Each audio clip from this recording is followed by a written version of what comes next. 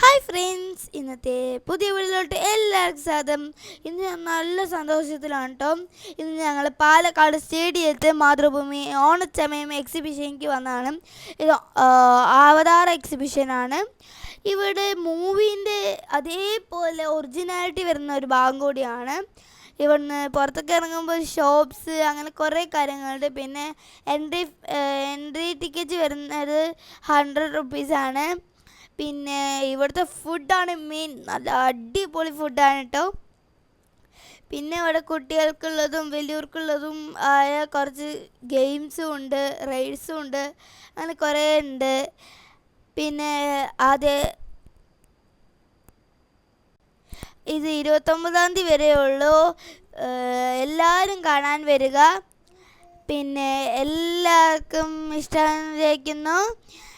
Like ചെയ്യുക, share ചെയ്യുക, subscribe ചെയ്യുക.